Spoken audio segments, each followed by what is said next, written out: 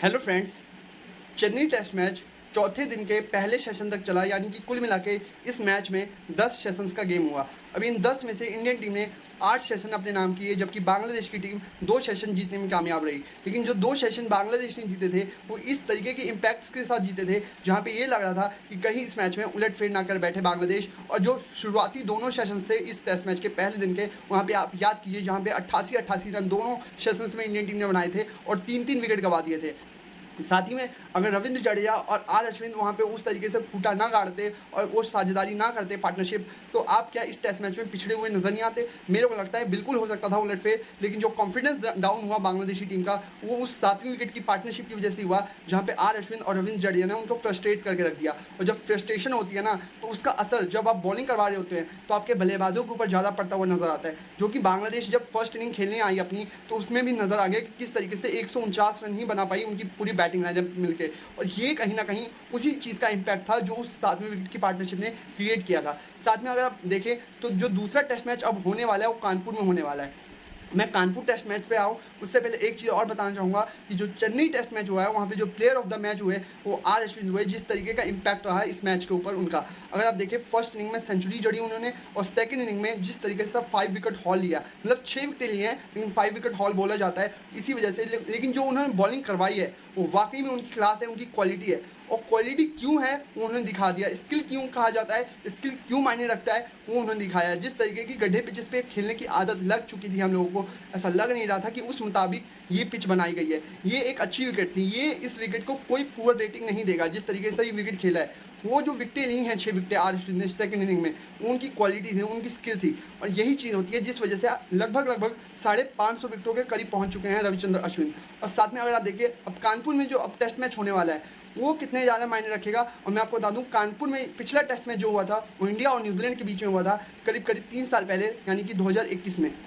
और जो 2021 में जो टेस्ट मैच हुआ था वो काफ़ी ज़्यादा याद क्यों रखा जाता है, वो पहला टेस्ट मैच था उस सीरीज़ का। इस वजह से याद रखा जाता है क्योंकि वो टेस्ट मैच ड्रॉ हुआ था, और ड्रॉ हुआ था उसी टेस्ट मैच में आपको बताना चाहूँगा कि श्रेयस अय्यर ने अपना डेब्यू किया था और सैकड़ा भी जड़ा था। यानी कि डेब्यू पे श्रेयस अय्यर का सेंचुरी था और साथ में इजाज पटेल और जो रचिंद्र रविंद्र थे उन्होंने न्यूजीलैंड के लिए वो आखिरी विकेट में पार्टनरशिप की थी और खड़े रहे थे करीब आखिरी दिन के आखिरी सेशन के कुछ घंटों तक।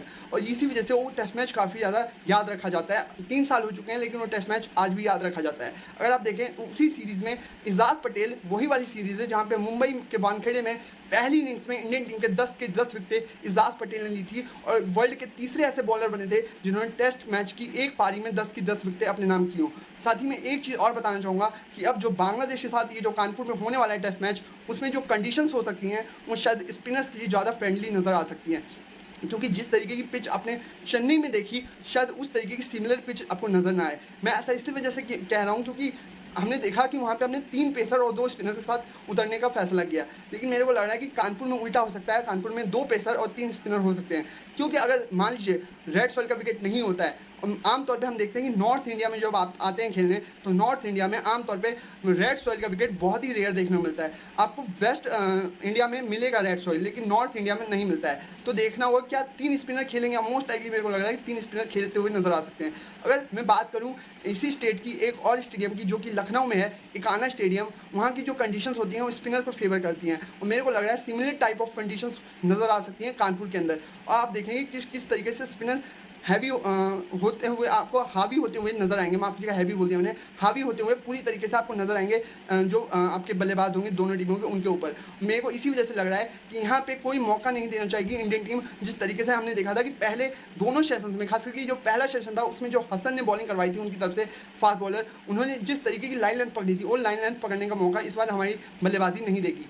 खास करके अगर आप देखें तो इंडियन टीम जैसी टीम को अगर आपने 6 विकेट चिटका दी हो उसके बाद आप टेस्ट मैच हार गए हो तो उससे बेहतर पोजीशन आपको बाकी मैचेस में नहीं मिलेंगी। और ये टेस्ट मैच अगर हम जीत जाते हैं तो पूरी तरीके से ये तय होता हुआ दिखेगा कि WTC का तीसरा फाइनल हमारी दूर से ज़्यादा, हमारी पकड़ से ज़्यादा दूर नहीं है। तो देखना हुआ होता क्या है कुल मिला के। और फिलहाल की वीडियो आपको कैसी लगी, अगर वीडियो अच्छी लगी हो तो प्लीज़ इसे शेयर कीजिए अपने दोस्तों में। ज़्यादा से ज़्यादा वीडियो पसंद आई है तो इसे लाइक कीजिए। अगर फेसबुक पेज पर देख रहे हैं तो प्लीज़ वहाँ भी लाइक कीजिएगा। इंस्टाग्राम पे देख रहे हैं तो प्लीज़ वहाँ भी लाइक और फॉलो जरूर कीजिए। और साथ में यूट्यूब चैनल पे देख रहे हैं तो प्लीज़ सब्सक्राइब कीजिए और लाइक कीजिए। फिलहाल अभी के लिए इतना ही। आई होप वीडियो आपको अच्छी लगी हो। वीडियो अच्छी लगी है तो प्लीज़ शेयर कीजिए। Thank you very much.